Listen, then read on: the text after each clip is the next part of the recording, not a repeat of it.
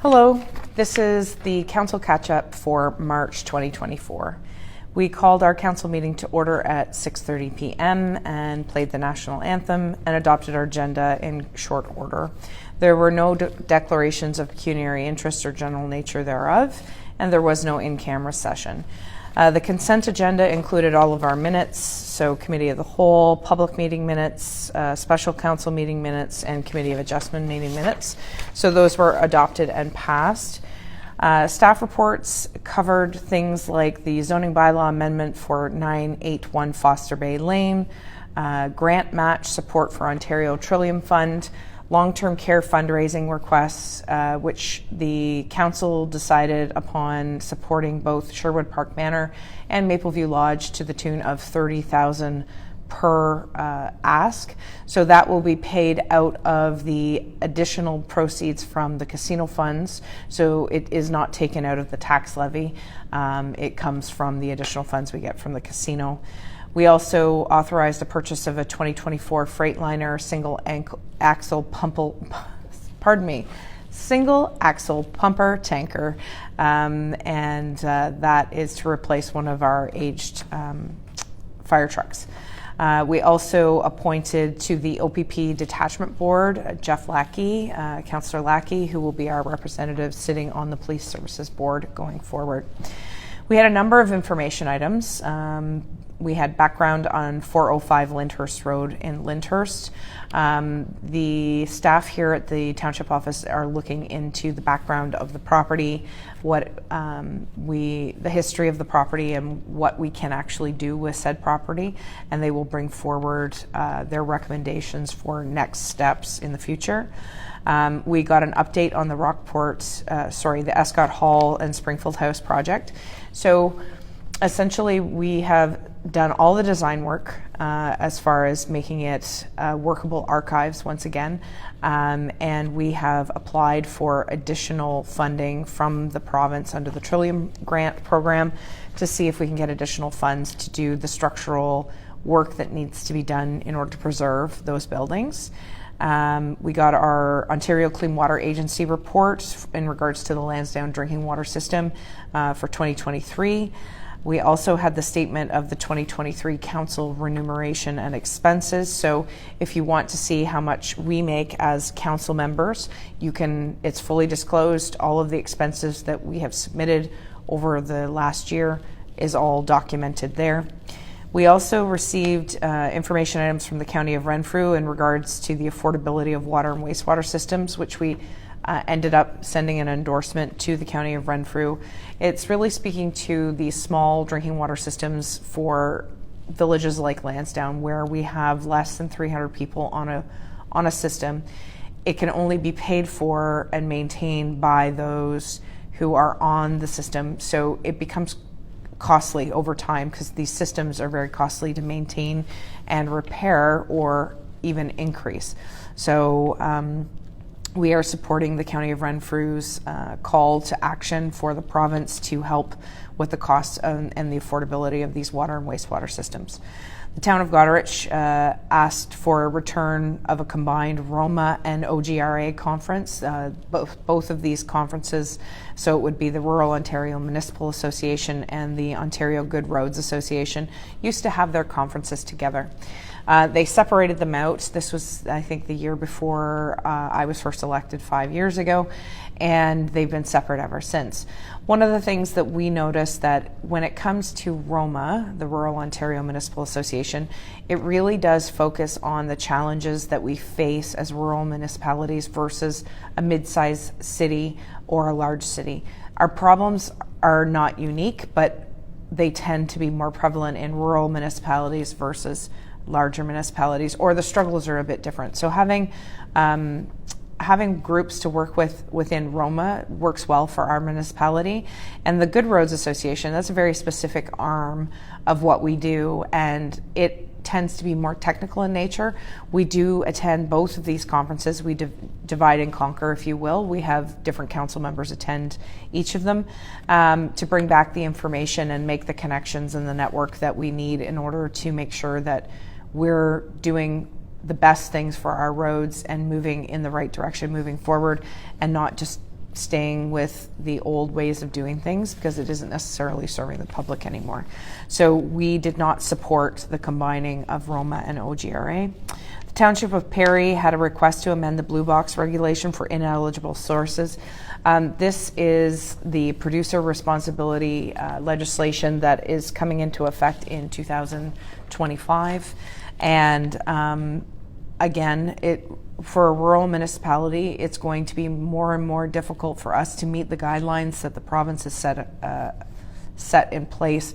So we meet these eligible or ineligible sources, and how we can make sure that people continue to recycle and continue to reduce, reuse. So we endorsed that as well. We also got a letter from the Village of Marrickville-Wolford in regards to a county-wide food drive challenge. And we answered that challenge, and we will be doing everything we can to sort of beat our friends in Marrickville-Wolford and the other municipalities around the county, United Counties of Leeds and Grenville, who've also taken on this challenge. So we know that our firefighting service a couple weeks ago did a big drive, and we had a great response to that, but we'll be looking to do more initiatives between now and then to hopefully pack the shelves at the local food banks, both the Rural Aid Center back in the north and helping the Gananoque Food Bank as well. So regarding the action required items, we have we awarded a proposal for development charges background study and a draft bylaw recommendation.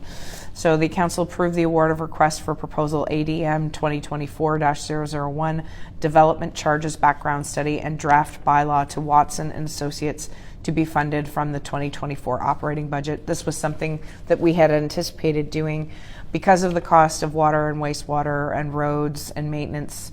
We're looking at development funding development, and this background study will give us the data to show where we might want to put development charges in place. We haven't put them in place. This is just the background work. The next one is that council approved the award of tender OPS 2024-001 for the repair and resurfacing of flooring to 9241329 Canada Inc. in the amount of $53,129.71, inclusive of the net HST, and that also was part of the 2024 budget. The next motion is supply and application of surface treatment, and the motion was that council authorize the award of tender OPS-2024-002 for the supply and application of surface treatment to Miller Paving Limited in the amount of $629,517.89, inclusive of the net HST. So Miller Paving will be doing what we all call tar and chip roads. So any of the roads that are receiving that treatment, Miller Paving Group will be taking care of that. Also, the supply and application of microsurfacing, and that motion was that council authorized staff to award tender OPS-2024-003 for the supply and application of microsurfacing to Miller Paving Limited in the amount of $190,554.76, inclusive of the net HST. Microsurfacing is what we consider more of the blacktop, so the pavement gets a very thin surface just to protect and prolong the life of the existing surface below. We executed a renewal of the lease agreement with Victim Services of Leeds and Grenville. They have an office here in our Lansdowne Community Building, and we will continue on with that lease. There was a notice of motion brought forward from Councillor Lackey in regards to the sewage treatment lagoons agreement with the town of Gananoque. The motion read, whereas there are ongoing current site alterations being completed at the sewage treatment lagoons located within the township, now therefore be it resolved that staff be directed to meet with the town of Gananoque to investigate the sewage treatment lagoons agreement pertaining to regulations and liabilities of the current site alterations. It was found out that there is no agreement with the town. The town of Gananoque owns a piece of property north of the 401 at Highway 32, and they have all their permits in place in regards to MECP, so the Ministry of Environment, Conservation, Parks, They have their sewage treatment for the town of Gananoque is actually located in the township, but they pay taxes on that land, and they will make sure that they meet all their guidelines based on the ministries that are appropriate. So as regarding the mayor's update, obviously the first day of spring has already sprung, and we are past that, even though the cool temperatures do not indicate that. We're asking that everyone take a chance to look at the website refresh and take the survey that's online to complete what you would like to see and how you like to see the information delivered, and that is done on March 22nd. The application period for the youth bursary program is now open until March 31st, and township residents graduating from high school in either 2023 or 2024 and planning to pursue full-time post-secondary education in 2024 are encouraged to apply. We're calling all the community organizations to look at our community grants program. Our spring intake deadline is a month away. Applications are due on April the 7th. We're asking all property owners on private roads and lanes to look at the private road grant for capital improvements, and it's open for eligible road associations to upgrade their private roads and increase access for emergency vehicles such as fire and ambulance. Applications are due on June the 7th.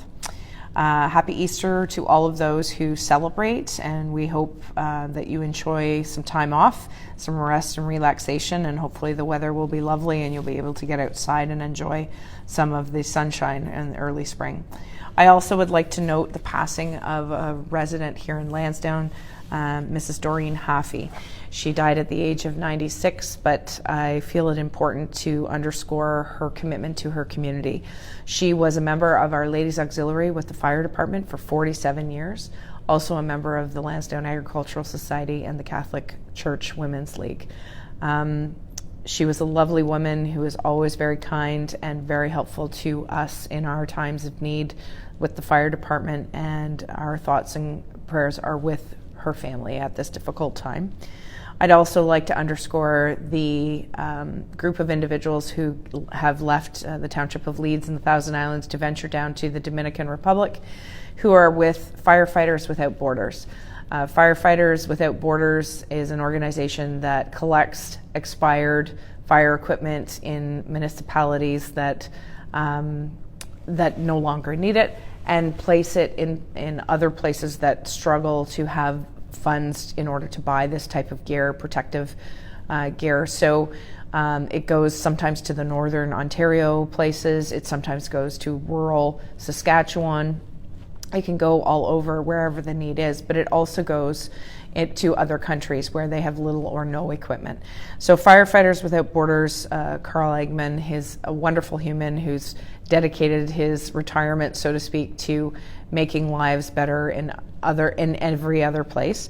We have 3 locals that are down there training first responders in fire situations and emergency situations.